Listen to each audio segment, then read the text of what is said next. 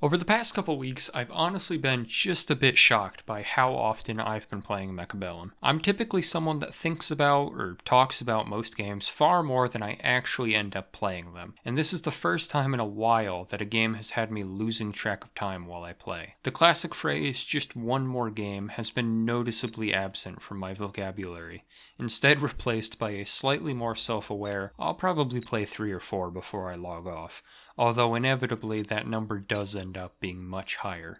Mechabellum is a deceptively deep game, sitting at a unique tactical crossroads between auto-battlers and RTS games. Units are placed onto a grid and battle automatically from round to round, like any other auto-battler. Since battle is automatic, the skill is found exclusively between the rounds, when you're given opportunities to improve your army, creating a back-and-forth arms race between 2 players. That's a crucial detail though. The presence of only 2 players completely changes the dynamic of the game. While games like Hearthstone's Battlegrounds or Teamfight Tactics are played in 8-player lobbies with opponents alternating from round to round, forcing you to build compositions that are viable against a wide range of matchups, Mechabellum's duels more closely resemble the fluid, mid-game adaptations present in a game like StarCraft. Hard counters are at the core of Mechabellum's design, with each unit in the game having a specific purpose rather than being universally useful. A player may open the game by placing a swarm of smaller units in an attempt to rush down the enemy, which would leave them open to be countered by the Vulcan, a tanky unit equipped with flamethrowers capable of mowing down endless amounts of small units with minimal difficulty. However, if you were to commit to the Vulcan too early, you would then leave your opponent an opportunity to pivot into a unit like Melting Point, which does more damage the longer its beam attack stays on the same target, effectively taking units like the Vulcan out of the fight in mere seconds. Although at the base level this may look like a convoluted form of rock, paper, scissors, the mechanics layered on top of this system of counters adds a level of depth that takes time to master and ensures an insane level of replayability.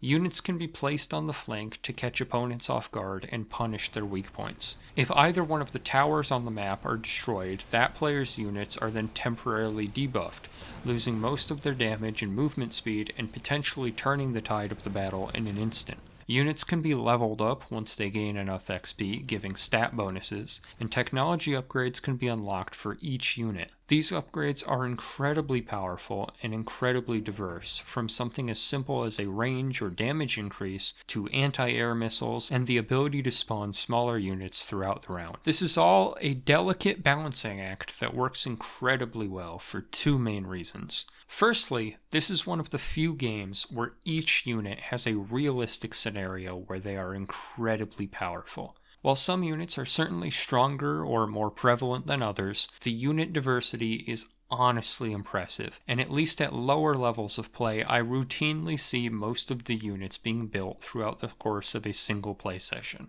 The second reason Mechabellum functions so well is because of the lack of RNG.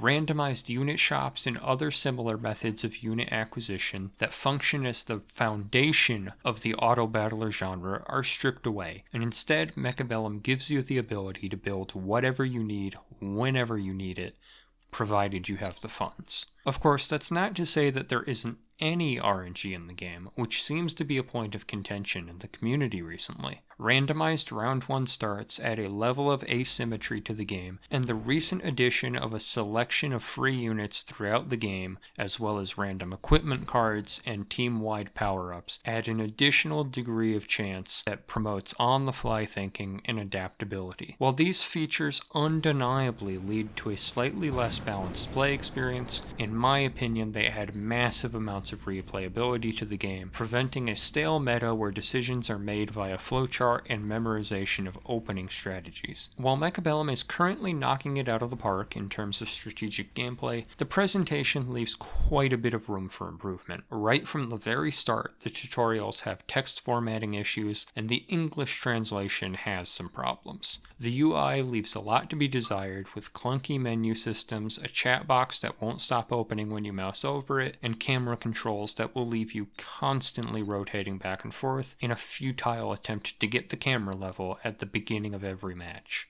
Some of the unit designs are clever and I like them, but I would hesitate to refer to the visual style as anything more than functional, and performance can be a little shaky. It's clear the small dev team has prioritized gameplay over all else at this stage of early access, but I really hope they can iron out some of the simpler fixes before the full release, since some of these things definitely start to distract from the quality of the gameplay. Although I'm currently absolutely terrible at Mechabellum, I never hesitate to queue up again, and I can easily see myself spending hundreds of hours learning the game at a deeper level. The game gives you nobody to blame but yourself for failure, and that level of accountability and losses makes winning and improving all the more satisfying. But as the developers move forward to a full release, they intend to go free to play, and I fear that the wider audience needed to support a free to play title will require development to take a direction that will begin to conflict with the competitively minded core audience.